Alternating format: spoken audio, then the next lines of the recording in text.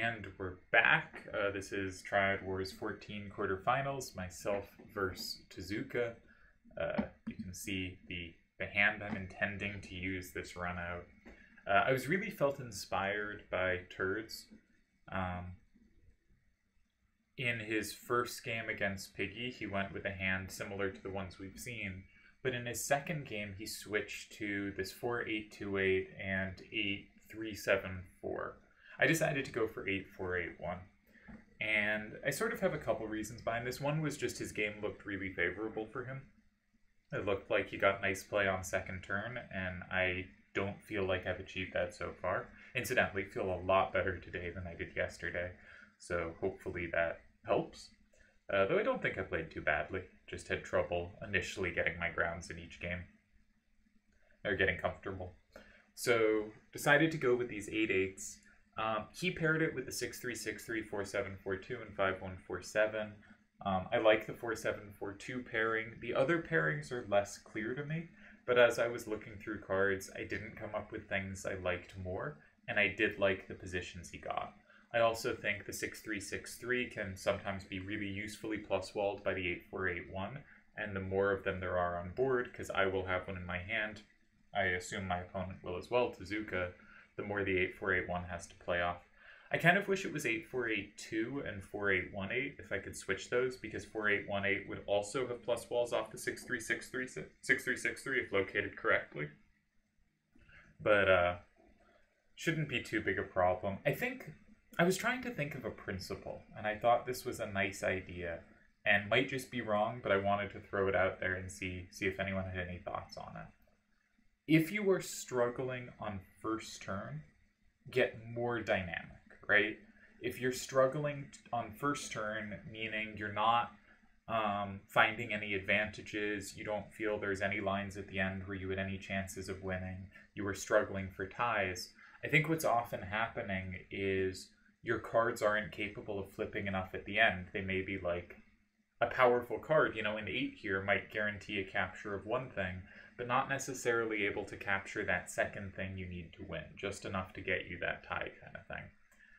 And going for more dynamic cards will often set up you to have multi-captures, be it through combo or just simply like having more directional power.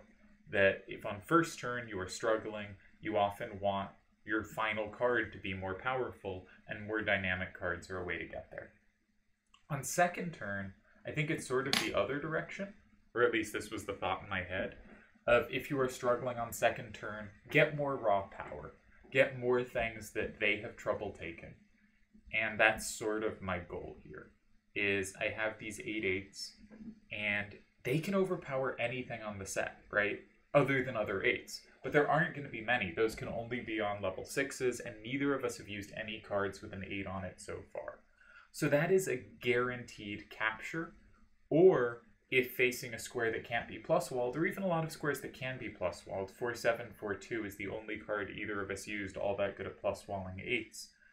It potentially comes with safety, or just the ability to overpower anything one wants to overpower. And that's sort of my aspiration with this hand, is I'm hoping to create more second turn comfort. I also think captures and recaptures are pretty uncomfortable in general on this set. The stipulations have limited a lot of the kind of generically powerful cards, and those tend to be the cards that can most cleanly capture and recapture each other. And without that, everything's a little uncomfortable, which is part of the reason why, against each starter, I've sort of been looking to, can I just take it immediately?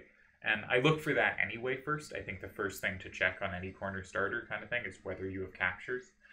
But here, I think it's going to be even more the logic of what I'm looking for. Because hopefully, like, imagine a corner starter in 7. Maybe I can just play, like, 4-8, 2-8, and 8. And I flip it, and maybe they don't have good recaptures in 4. Maybe, like, they need to have a number up that I can combo. Or let's actually say they start in 9, and I capture an 8. Maybe their recapture from 6 is 6-3-6-3, and my 8-4-8-1 has that covered. So maybe this makes it harder for them to recapture smoothly. My 8 facing to the left, unlikely to be comboed here, and it means maybe I'm going to go in 5 in a turn soon after to lock that in. And they probably don't have time to go in 5 first because I get 6 if they do. So that's sort of my thought of get a little more just raw power for second turn play. And again, really inspired by Turi's here. I thought the 8-3-7-4 I think played well for him, but I thought the 8-4-8-1, I'm just trying to maximize power there.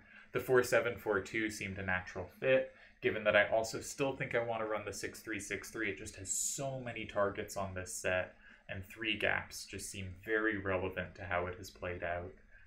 So the 6 and the 3s play well off each other, be it plus wall or just pluses.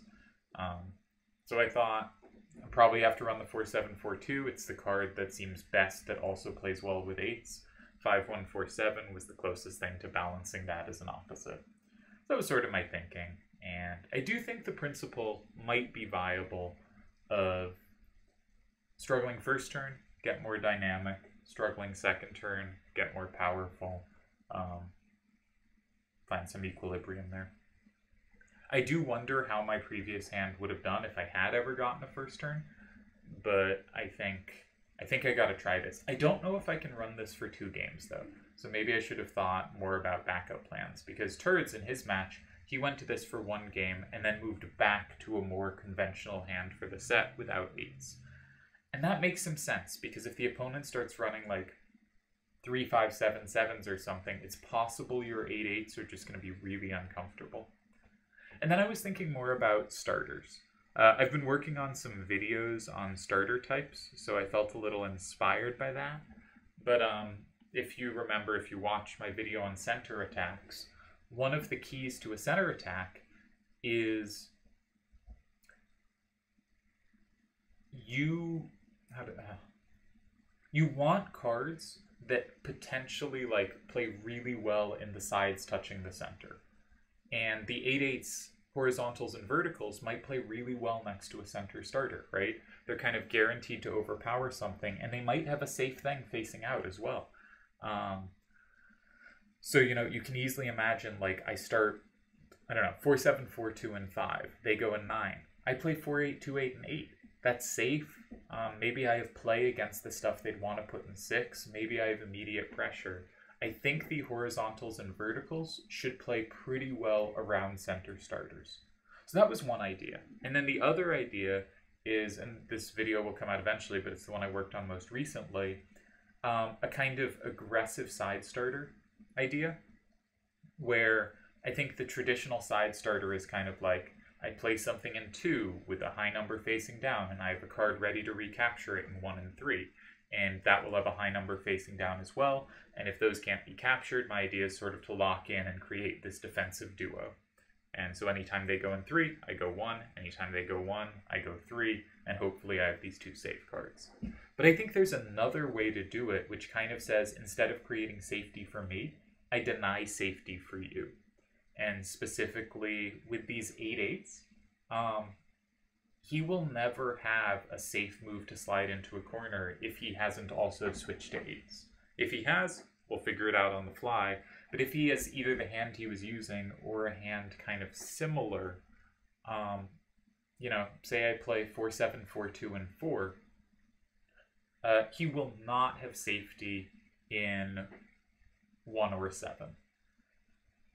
And then one thing to look for would be to get the 6-3-6-3 and the 8-4-8-1 out of my hand at some point, and hopefully in the sideways game resulting 4-8-2-8 will be a good sweeper. But I could easily imagine a starter in 4, 6, maybe 2 or 8 as well. Probably more likely 4 or 6. Maybe more likely 2 or 8. I'm not sure. But with the idea of I can cover stuff. Probably more likely 4 or 6, specifically because he is probably going to run 4-7-4-2 again. If he does, and I start in 2 and he goes in 1, it is hard for me to take it with 8-4-8-1 because that can get comboed back by his 4-7-4-2. So I am unlikely to have play in 2 or 8, but I might have a good starter in 4 or 6. And while I am normally a corner starter player, I think with all these, with these horizontals and verticals in my hands hand. Center starters and side starters start to have much more logic to them. And one of them is something I just made a video about, and it would be cool if after that video I could say, hey, and I won a really important game with this idea, or at least played it in a really important game, had enough faith in it to try it there. So I would kind of like to try that for, you know, the PR for a video I made. But that's sort of where my thinking is. Man, I feel so much sharper than I did yesterday. Hopefully the game goes well. And that's my core hand build. I think the 8s have the potential to be really, really powerful. I'm worried he switches to a 7-5-3-3 hand. I think that could be a serious problem. But it's still, even that hand, each of those cards only has 2 places it lines up against an 8, or 2 kind of types of ways it lines up against an 8, which I guess leads to 4 squares, not just 2. But I think that should still be dodgeable. I'm more scared of the 3-5-7-7, but I think it's so easy to stick with the 6-7-7-3 and the 7-6-3-7 that we probably won't see those. The 8-8s have a matchup against the 7-7-6-3s where each of them can take the others 2 ways, but the 7s stuff will often have 7s out facing, and as we've seen, that's easier to combo with 4-7-4-2, 6-3-6-3 kind of things, or 8-4-8-1. While the 8s, I think, will be a little harder to combo back on their overpowers. 8-4-8-1 has the nice factor of being able to plus wall some 7s. It can pick some stuff off that way. 4-8-2-8 can only grab 8s, so probably the only card it grabs is my own 8-4-8-1. But maybe there's some ideas where I stick that in 5. Like, what would be an example? Maybe if I go in like 4 as a starter, and they go in, say, 3. They go in a far corner. I probably won't have, maybe I will, but I probably won't have a move I really want to go to in 1 or 7 just yet. And I probably want to make the game side-side so my 4-8-2-8 can sweep. Maybe that's the kind of spot where I want to play like 8-4-8-1 and 5. If it gives them a lot of combos, that can be really scary because I can never play against next to those 8s safely. But having that combo in 8 that they're unlikely to have, that seems like a powerful way to give the 4-8-2-8 an extra capture at some point. So I could see some line like that working. Or even they go in 3 and I just go 8-4-8-1 and 6. Just taking it immediately and saying, I have a recapture in 9, you only have captures in 5. And could see that kind of thing working out too, though I'm less convinced. I also have there were some other ideas. There was one other idea I had, which is like, if I get a Q with 4-8-2-8 for the side-to-side part of the queue and 8-4-8-1 for the up-down part, I could have some surprisingly good queues out of nowhere, because those are just so likely to be guaranteed sweepers. This is if I do get first turn.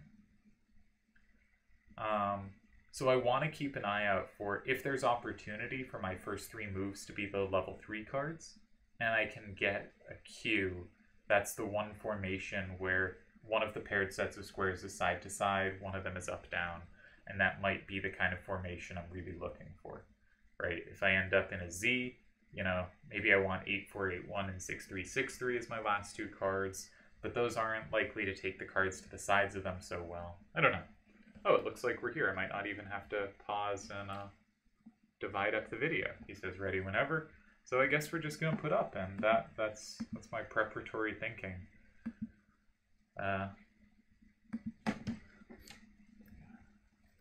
Best of luck, and up. And I hope he doesn't come with something really anti-8s. That would be a problem, but I think, and maybe I have to, maybe this is a one-hand weapon, or one-game weapon. But I do feel like with more power, second turn will be more comfortable. And I have some ideas for first turn. So, been an interesting match so far. I think he's definitely had the better of it. Though I had a decent position in game 1. I had a good position. I do think he found maybe his only tie there. So yeah, This hand is legal. There's no 8-8 corners or 8-7 corners. Just 3 level 3s. Let's run it. I kind of hope this loads immediately because it means it's more likely that he's stuck with his hand. If he's still selecting, you know, after 30 seconds, that probably means he's at least looking over the hand and thinking, what does he want to do with it? But getting nervous again.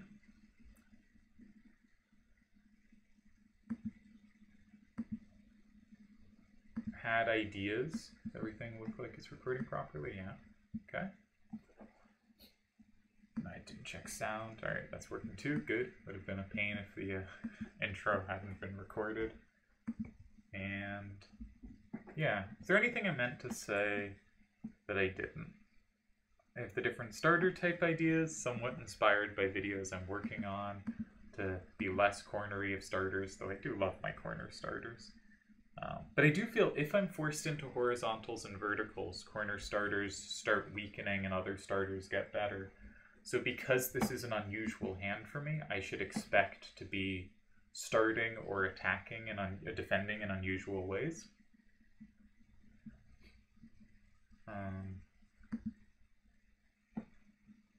Let's see what kind of hand he brings here. Again, I don't really want to see 7-5-3s, though I think we can work around that. If he brings 8-8s as well, I will be thoroughly confused. Haven't thought about how to work around that at all.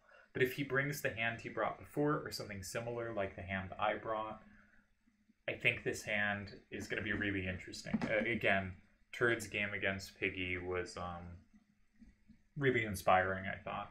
Because I didn't think this was possible on this set, and I was sort of looking for other ideas. And last night as I went to sleep, I sort of committed in my head, I'm going to try 8-8s. That was something that went really well for me in Nephilim, was I went for more power than is my normal instinct.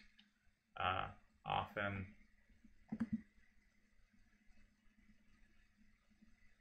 Alright, he has not switched his hand, and we do have first turn. Okay. So...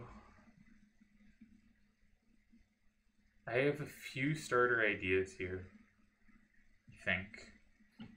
I think dropping something in 5 is actually a reasonable idea to do. I think it shouldn't be 6-3. I want as many things as possible, but the 6-3-6-3. I want as many things as possible that can slide around my starter.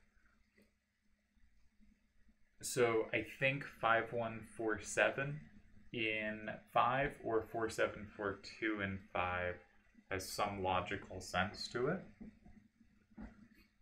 Of those two, I don't know what I prefer. I kind of like being able to play off the 4s of 4-7-4-2. I feel my hand plays a little more off that than it does the 5-1-4-7. Like the 8-4-8-1 is not playing off the 1. Like, what is it possibly going to say? There's nothing in either hand it could ever say. So... So I feel like 4-7-4-2 I get more play off of. I concede coverage of their leftward 7s, but 8-4-8-1 covers that pretty well if they land in 2 or 8. And if they land in 3 or 9, maybe I'm just taking with 4-8-2-8 immediately. Also, if something like 5-1-4-7 landed in 3, my 5-1-4-7 covers it well. So 4-7-4-2 and 5 seems like a real idea to me. I think that gives just a real threat to play like 4-8-2-8 and 8, right? Because that's just safe. I'm creating safety there. Or 4-8-2-8, not quite in 2. But I create that threat in 8, and I also create a threat of 8-4-8-1 in 6 at some point. I guess 5-1-4-7 does both of these as well. Okay, other ideas. I had the side ideas.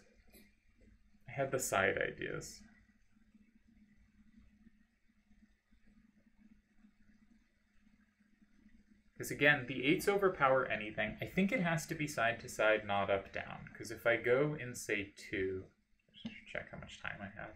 If I go in 2, and they go in 1, my 8481 doesn't have the capture. So it'd have to be in 4 or 6. Oh, my nose is running. Probably 4, 7, 4, 2, and 4, or 5, 1, 4, 7, and 6. I still think it's worth having that high power out facing.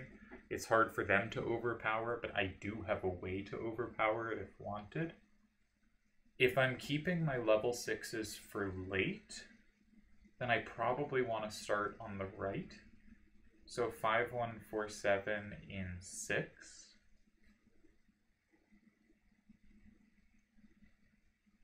Seems powerful.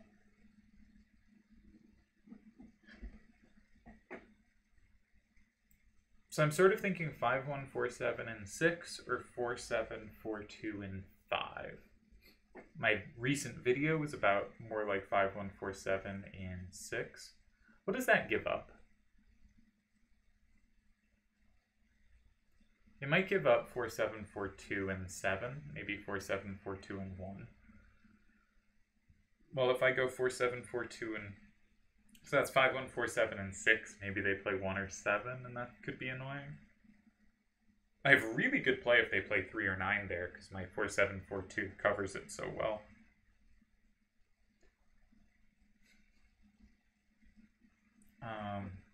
And if I start with 4, 7, 4, 2, and 5, I'm giving up rightward power, but I think my 4, 8, 2, 8 covers everything they have really well.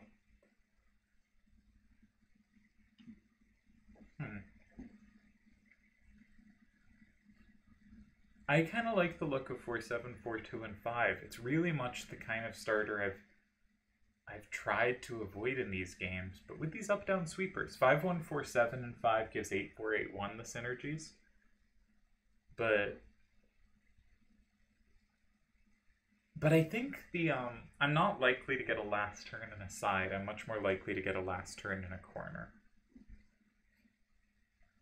So general sweeper potential, I should care more about hitting hard in corners than hitting hard in sides. While specific sweeper potential, I should care about like covering squares my opponent might go in. I think I'm gonna try 5.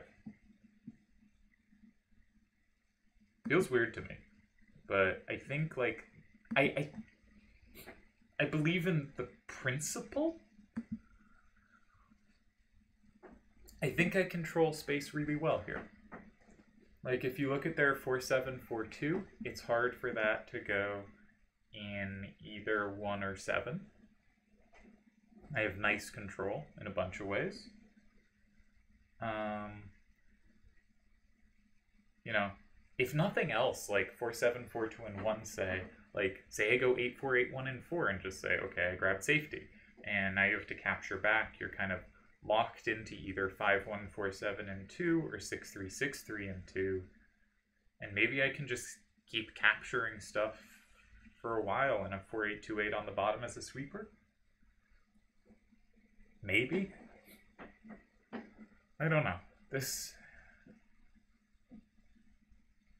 sort of one of those moves like I think is theoretically reasonable, but I'm not sure the power in practice. It's been a long time since I've started with something that wasn't a corner starter in a tournament. Except on sets that are like 1 level 1, 4 level 10s, and you can drop the level 1 and 5, and that's pretty viable. But I don't think I've seen a set like that in a long time.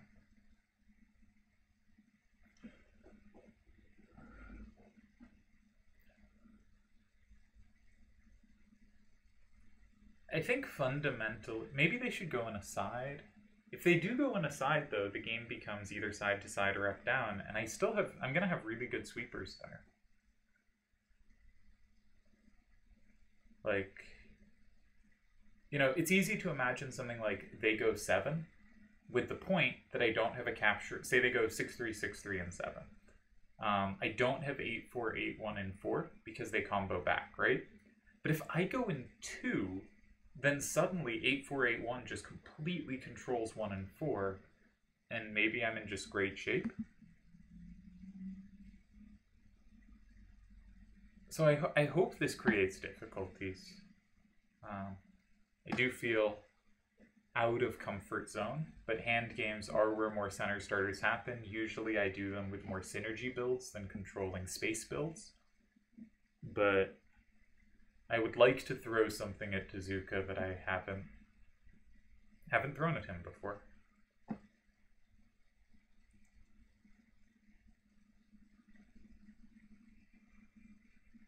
And again, it would be pretty sweet if I could order it such that I get the Q.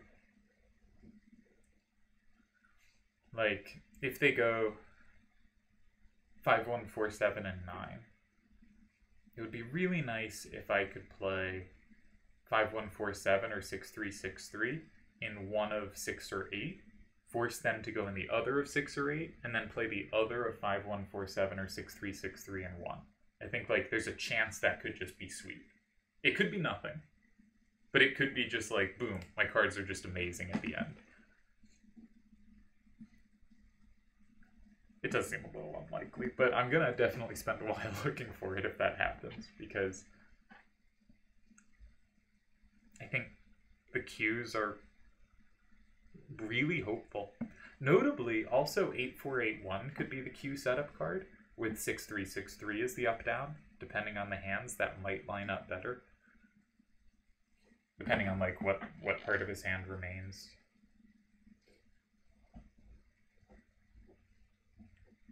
If we tie this game, can I stick with the hand?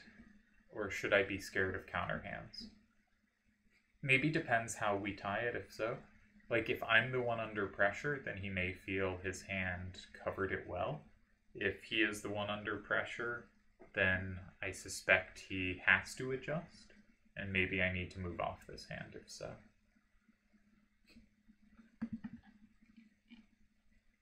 But right now, I feel enthused.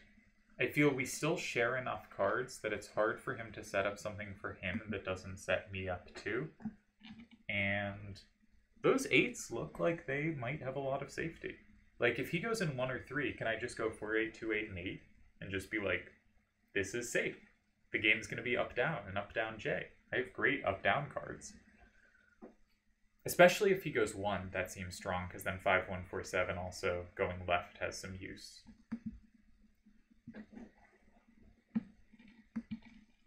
I don't know. I go back and forth from talking myself into this and being like, but my hand is garbage. I have no corners. I started in 5. I just conceded so many options. He can completely determine where the game is directed. I don't have strong corners. You know, these cards aren't going to take enough at the end of the game. They're guaranteed 1 capture, but 1 capture will not be enough to win and may not be enough to tie. But I'm trying to stay positive, and I don't see the problem right now. This looks good to me. 5, 1, 4, 7, and 6 also good and would have been much better advertisement for my other video. But I do regularly play like a corner starter. They play in the center, and I just go next to my starter and try to force the action because... Not because I think those moves are like specifically best, but because they're easiest for me to calculate into a win or tie position where I know I'm not losing and I have winning chances, and other moves are more complex, so I go for the straightforward calculation. And that's where I'm more comfortable with a center starter. That's not my usual move order, but against any corner starter, maybe I just go next to it. And against any side starter, maybe I go in a corner next to it, and I have a position I have more comfort with. I used to be better at the Js, but sometime around 2011, 12, J meaning cards in, say, 2, 5, and 7. Sometime around 2011, 12, I got a lot less active playing games and just started to really struggle with them and lost a big game to Nightwish out of one and had some struggle in a couple of games in the return and just have not, I've talked about this before, but I've just not handled them well kind of ever since. And I remember being much better at finding tools in them before. All right, 6-3-6-3 in 2.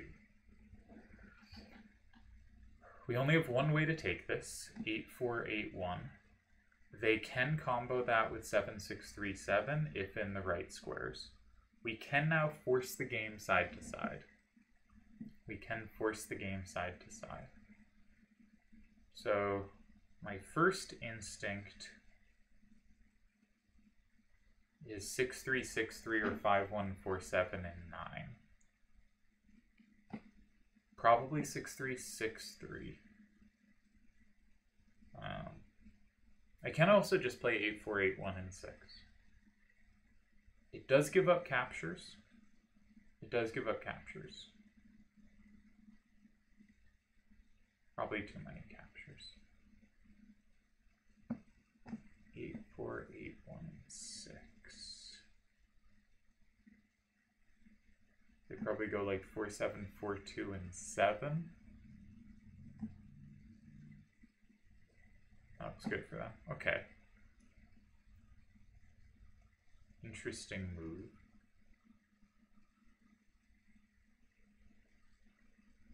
I could play 4828 in 7. Because they don't really have something they want to go in 1. So 4828 in 7. It's safe. They don't have safety in 1, nor do they have safety in 8. So that could be tricky for them. It also means I threaten 8481 in 1, or at least they can't combo it back. And they in fact can't take it with a way that's safe to my hand. So 4828 in 7. It's one move. I didn't like 8481 in 6 because I thought they go 7. And I think 51473 is not good for me there.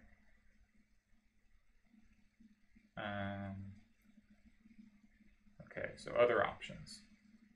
5147 in 9.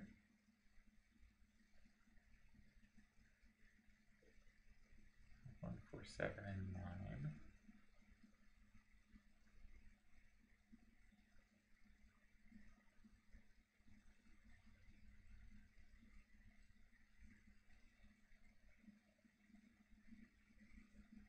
I think they just go 6. They go 6. Alright, so 63639. And I don't like being left with 5147 at the end there. I think they've made a good move. I think Tezuka's played well here. But I do like the look of 4828 and 7 still. 4828 and 7. If they put anything in 8, I just take it. And importantly, their only capture of my card in 9 is 6773, and 8481 has the combo there. 5147 has the combo back, but maybe I can leave that combo up for a turn and threaten it. That often is an effective way to go.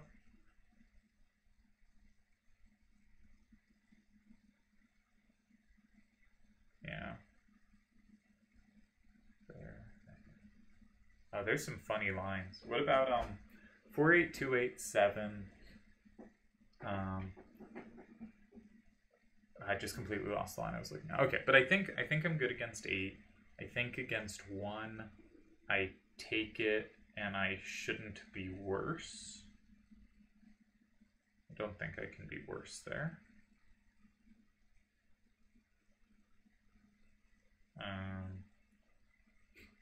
And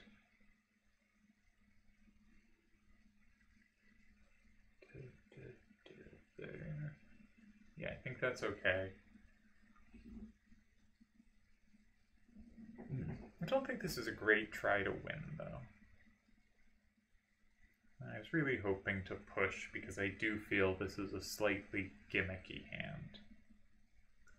So 51479. It also gives them 6, the combo there, which I missed in the previous look. So 6363. But I think I'd already discounted 5147 for lots of reasons.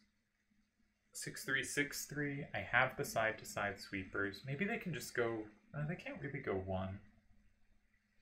63639. They go 6. Where am I going?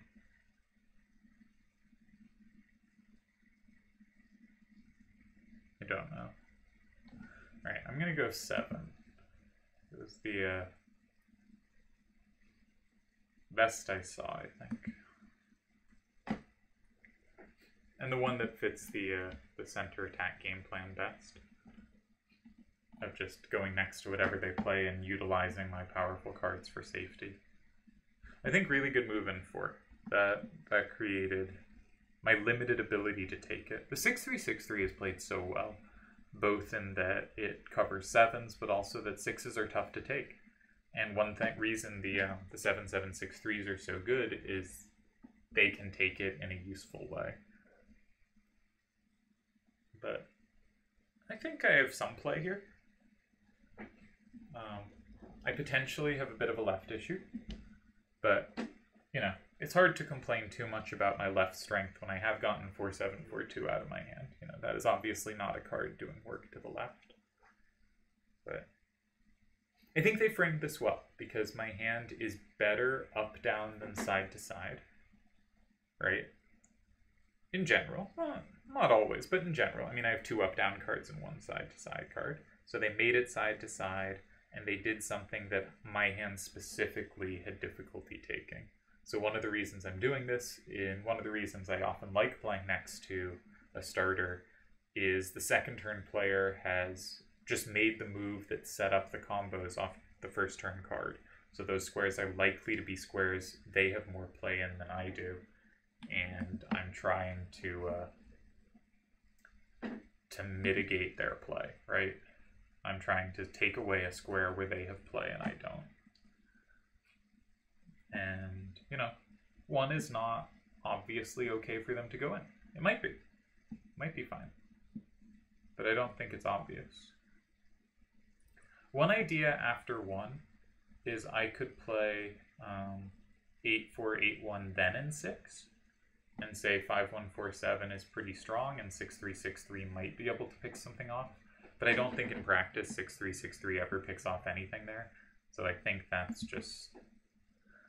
I think 5-1-4-7 is good enough to get me a tie there, but 6-3-6-3 is bad enough that there are no winning chances.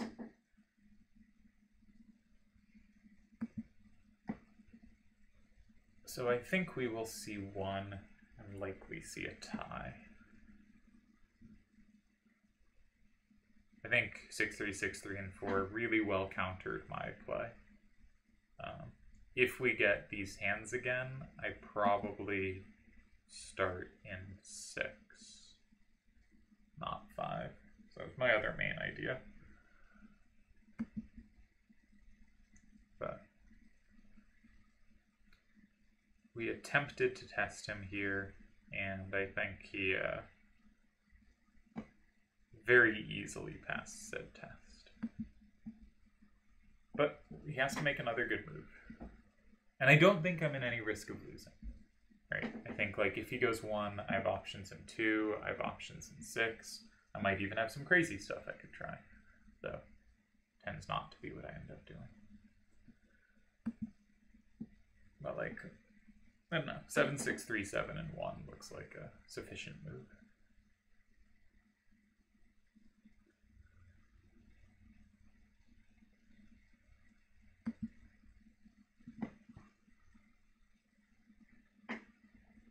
I think he made a very good move in 4. Really good understanding.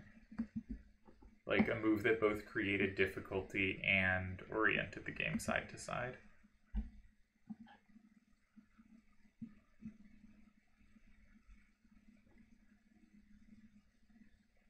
And now I can't set up my dream queue, you know. Not that I think he's gonna go in 8, but if he did go in 8, like 3 is no longer the juicy option it would be if I had 4-8-2-8 in my hand.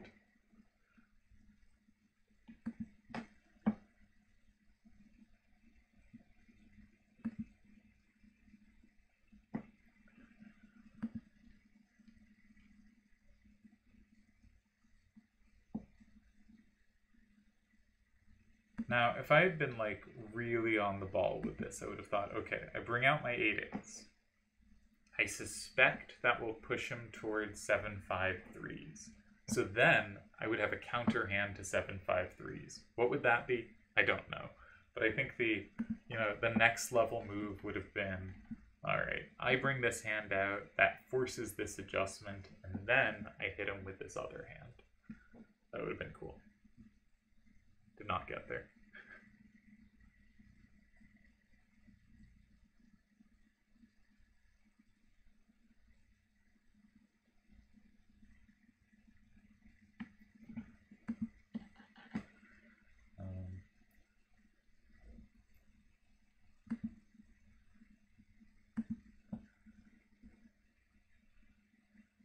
Vetus wants me to add sound effects and explosions after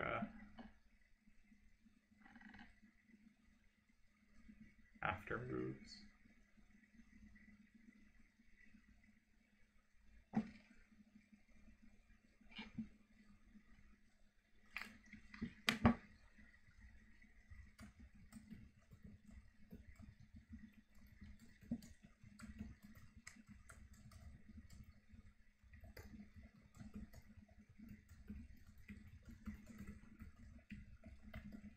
Vetus wants me to figure out essentially a soundboard.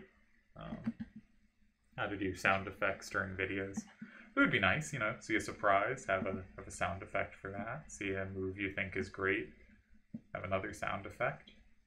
Maybe added in post, but I don't do post. I just, you know, record my videos and then publish them.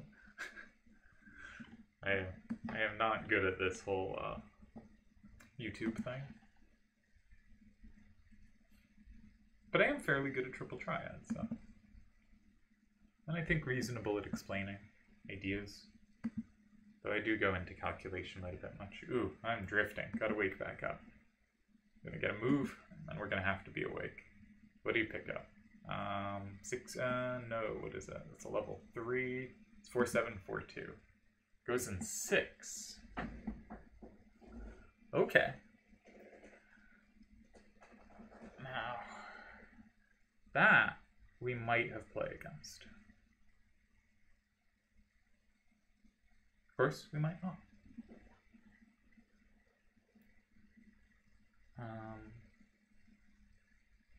So if I go 8, 4, 8, 1, and 1,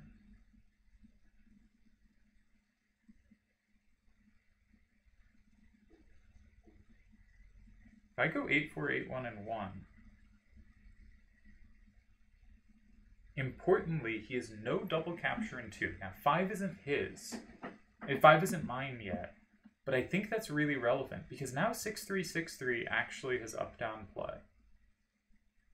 For instance, okay, so I go 8-4-8-1 in 1. It's 5-5. They go something in 2. I can necessarily take it from 3, and they never have combo play. So it's definitely 5-5, and my 4 cards, 2, 3, 4, and 7, are all safe. 5-1-4-7 is guaranteed a capture of 5 or 6. So that wins. I think they can't meet 1 and 2. If they go in 3, then 6-3-6-3 captures 5. I go up 6-4, and either they go 9 and capture nothing, or if they go 8 and capture, I'm capturing lots back in 9. So 3 loses. If 8, they can't have captured anything. I necessarily capture 2 cards going in 9. It's 5-5. I go up at least 7-3, so that's a win. And if they go in 9,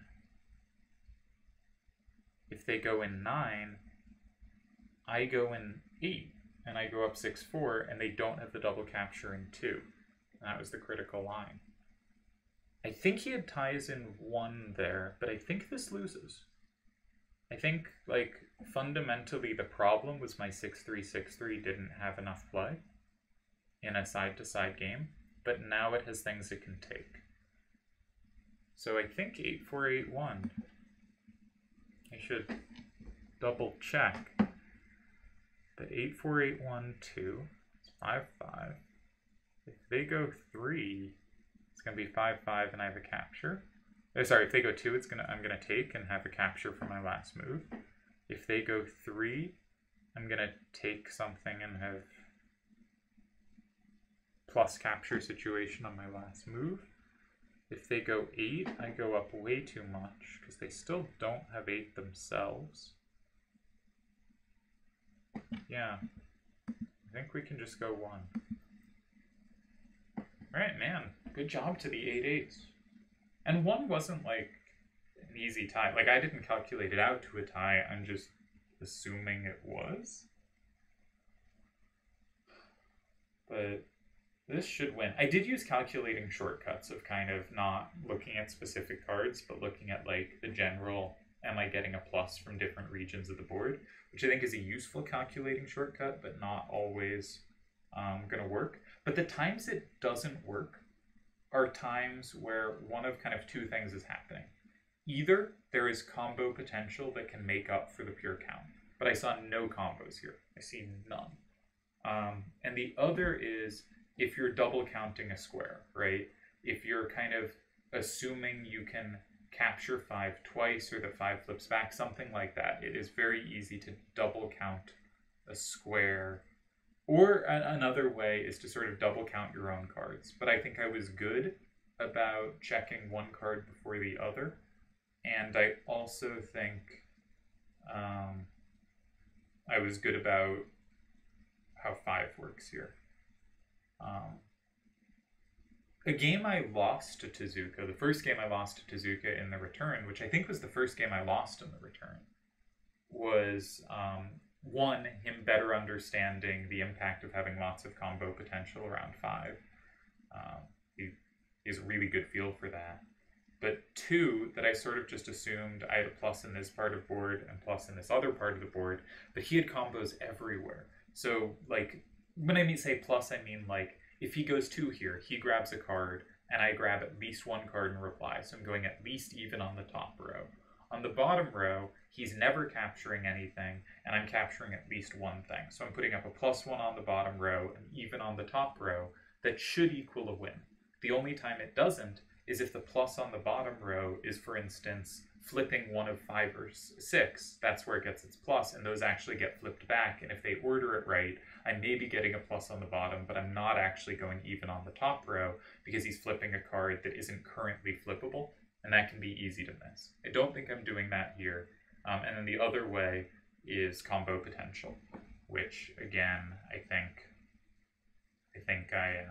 there's no risk of here. But that was the problem in that game against Tezuka, is I set up a T, and he had combos in both 2 and 8, and I could count it out as I was going plus or even in both the top and bottom sections. It was oriented just like the T you see here, but he had combos, and so the counting didn't work, and I blew myself up.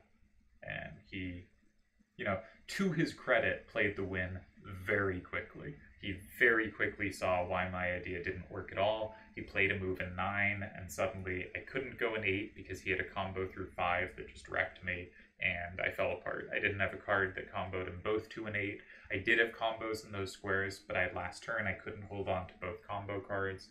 It was very nicely and very quickly spotted.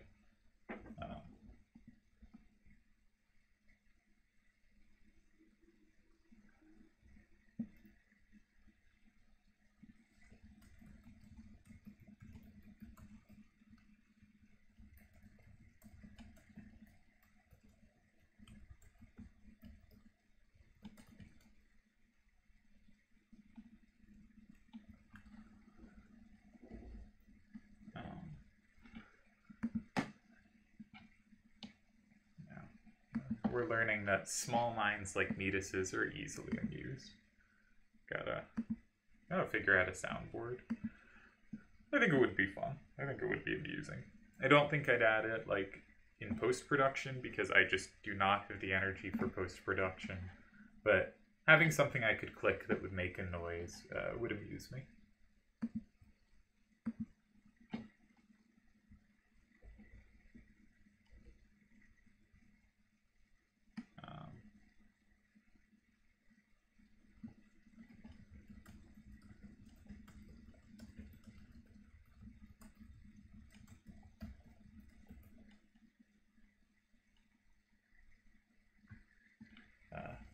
Tezuka says, good game.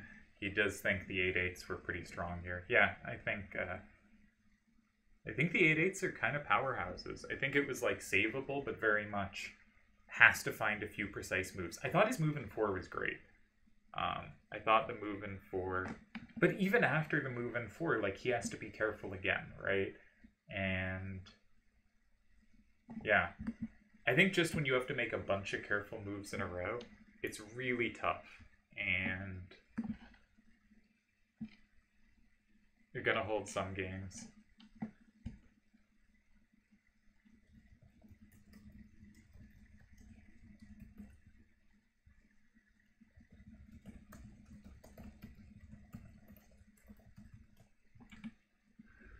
Deli liked my move in 7.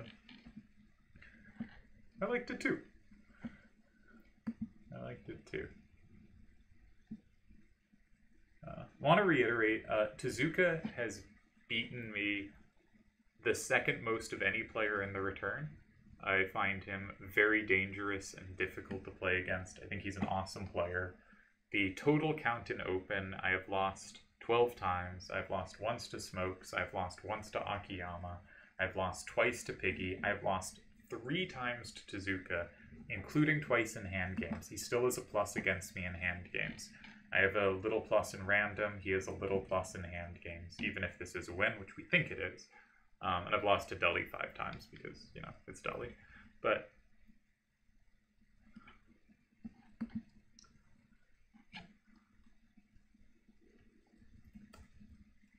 just replying to messages. Sorry for when there's downtime in me talking.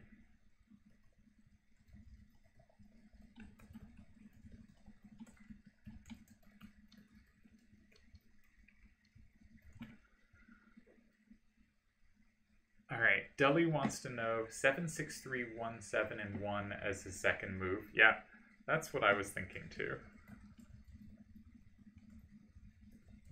So we'll check that after.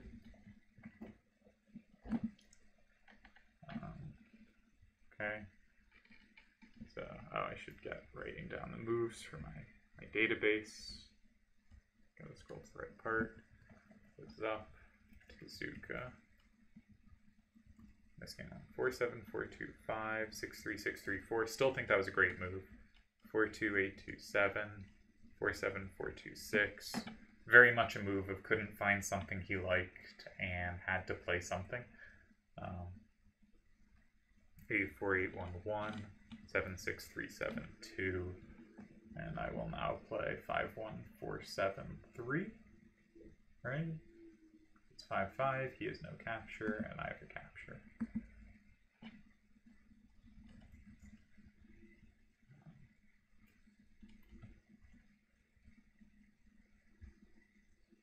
So, yeah, good line to check, because I thought 7637 was a tie as well.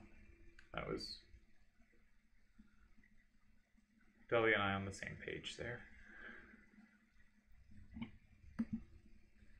As we often are.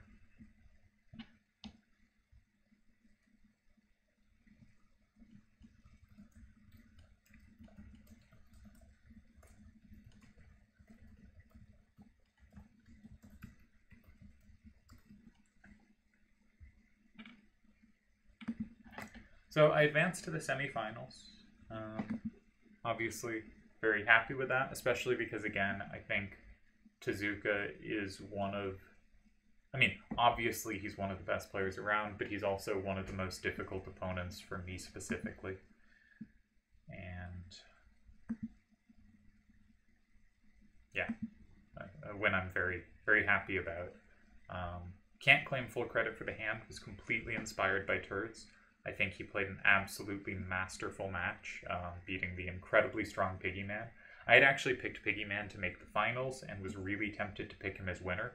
I think he's been playing phenomenally, and I think he's been playing... I think kind of his one tournament weakness is he plays hands that are fun, but not necessarily good. And I thought he was running more conventional hands, and I kind of thought that's going to make him unstoppable. Because he's a really special player. And I think Turds' match win against him is just one of the best matches we've seen. Just really good feel for the hands, really good play on second turn, won it when he switched to first turn. I think it's an incredibly strong opponent, and he just played a brilliant match, and I tried to steal his match strategy here, essentially, because I thought it was just so impressive.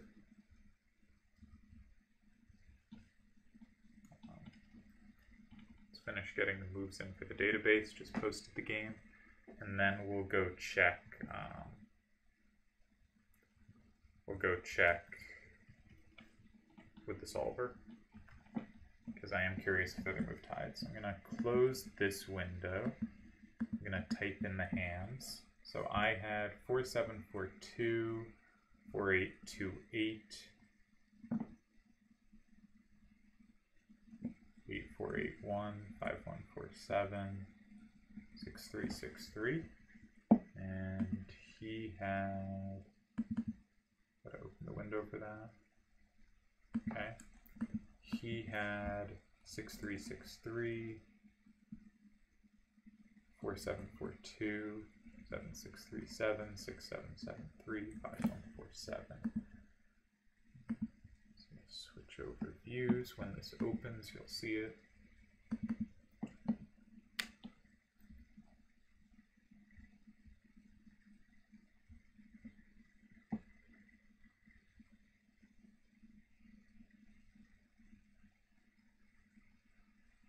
Yeah, so Tezuka says, was pleased with 4, which I think he should be, and then panicked after 7. So 4 is indeed a tie, and not only is it a tie, but almost half my replies are losing. I'm not sure how many of them I would have been likely to play, but basically any move except in 1 with 8481, any other move was actually losing. So I considered this here, and this loses, which I thought it might. Did it lose to 4742 and 7? No. Well, didn't consider this move at all. It sets up 5147 and 9, and I guess I can't occupy that square because the combo chain goes too far. So presumably when he combos back one way or another, I just lose on the spot. Oh, that's a really interesting idea. So I can't use the combo square, and if I don't, I'm assuming something like this. Yeah, this wins apparently.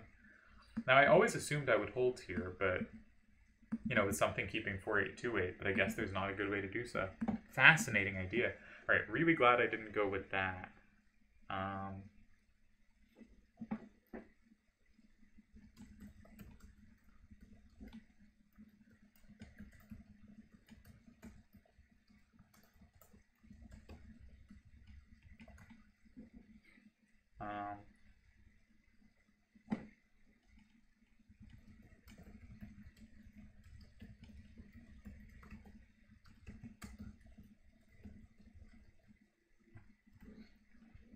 So glad I didn't go with that, but basically anything with 4828 loses. Sorry, 8481.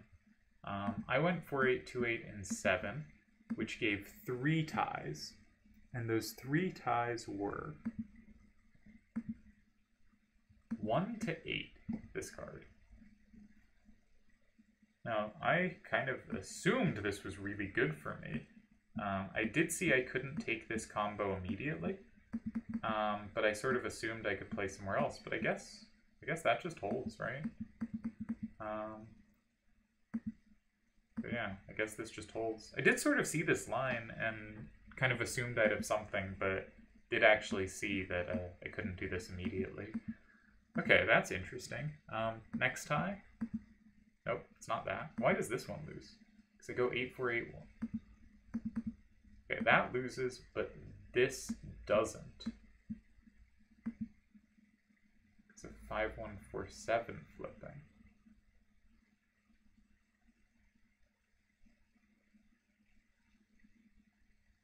I'm so confused. Okay, so it's saying this loses because of because the combo runs through 5. Okay, yeah, that makes a lot of sense.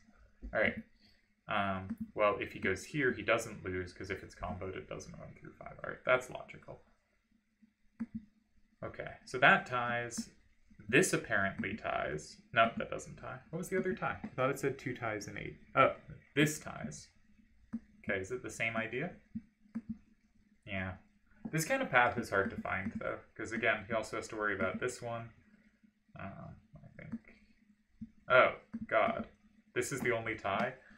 Doom Train has found some really nice ties with this. There was a strong chat finals, chat tournament finals or weekly open finals between Doom Train and Dalamar, where I thought Dalamar was just structurally playing fantastic and kept locking in cards far away, and Doom Train kept building these walls in the middle of the board, just conceding all the secured cards, but holding.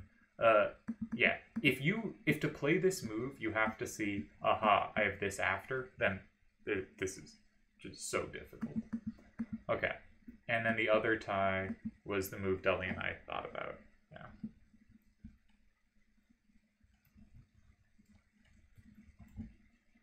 Yeah, where I take, but I think the take chain. No, the take chain doesn't work. The take chain doesn't work.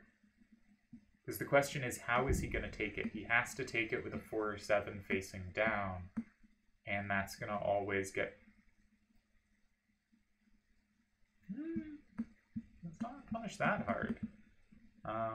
Where's the win here? Here doesn't win.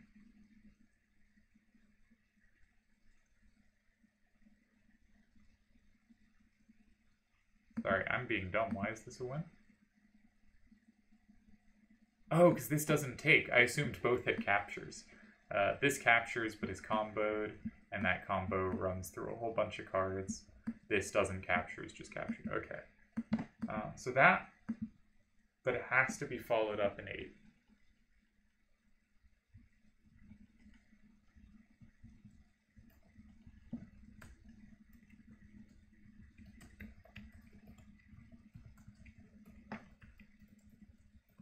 Three doesn't work, you have to follow up in 8. I find these lines really hard to see.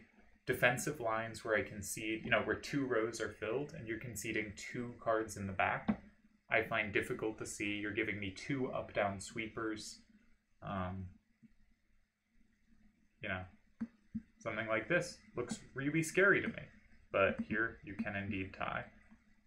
But I think it's, yeah, so Deli says only way I saw to get you to give up that left, yeah. No, this is a good point, but I actually, like, I considered this move. This was the main move I was thinking about. I should make sure you're actually seeing what I'm showing. Yeah. This was the main move I was thinking about, but I was assuming he would go 3, and that 3 was the tie here, and 3 is not the tie here. And, you know, given time, I would have found, I can just go 8. Yeah. So you kind of have to see 8 and advance yourself. And that's not easy. I didn't spot that here for him. So I think this was a very difficult position to save, which actually says, because I still think 6-3, 6-3, and 4 was a great move. It says the 8s are really strong if this was this hard to save. So again, massive credit to Turds, I think, is just the answer here. That Turds pioneered the path that helped me get past Tezuka. Because I wasn't going to run this on my own. So maybe a test for the principle. One is, if you're running a lot of horizontals, verticals, center starters and the center attack strategy, I think I'm pretty proud of this execution of the center attack. I think I did it really nicely here. Center attack meaning center starter, and wherever they play, you go next to their card trying to find safety. And second of all, the idea of sometimes if you're struggling or not getting the advantages you want, just add power. Give up dynamism and add power. I tend to be very dynamically focused, and I think a lot of players that start on power and stick on power never get all that good. But if you've started with power, move to dynamism, maybe the lesson is try moving back to power. Alright, that was a little hour-long video again. Have a good day. Then, phew, this was a difficult match for me.